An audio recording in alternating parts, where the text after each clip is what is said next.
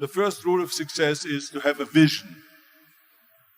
You see, if you don't have a vision of where you go, and if you don't have a goal where you go, you drift around and you never end up anywhere.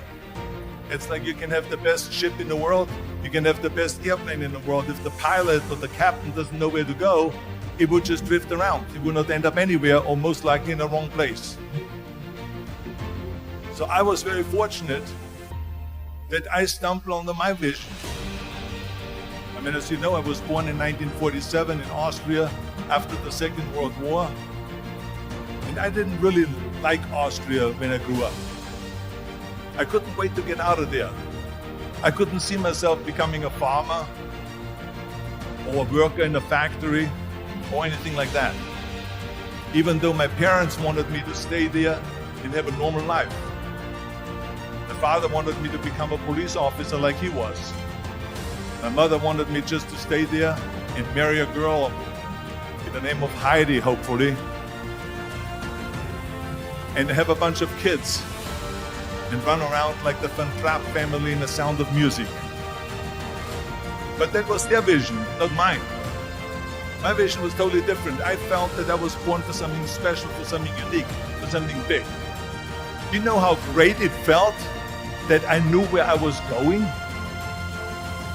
Imagine the majority of people don't know where they're going. It's when you have a goal, when you have a vision, everything becomes easy.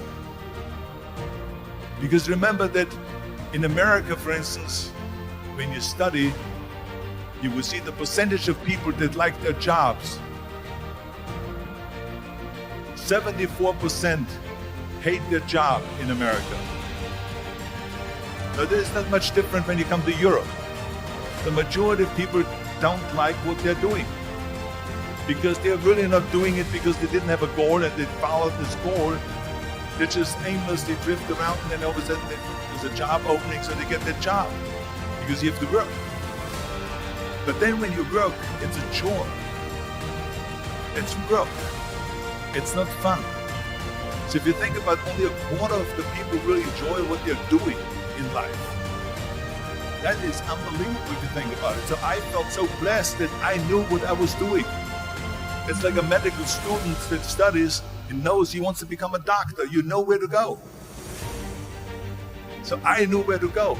So people always ask me, when they saw me in the gym in the pumping iron days, they said, why is it that you're working out so hard? 5 hours a day, 6 hours a day, and you have always a smile on your face. The others are working out just as hard as you do, and they look sour in the face. Why is that? And I told people all the time, I said, because to me, I'm shooting for a goal. In front of me is the Mr. Universe title. So every rep that I do gets me closer to accomplishing that goal, to make this goal, this vision turn into reality.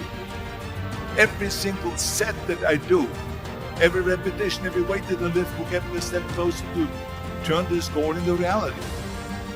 So I couldn't wait to do another 500-pound squat.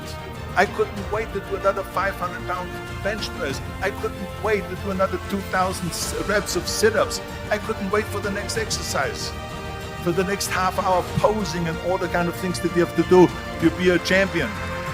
And at the age of 20, I went to London and I won the Mr. Universe contest as the youngest Mr. Universe ever.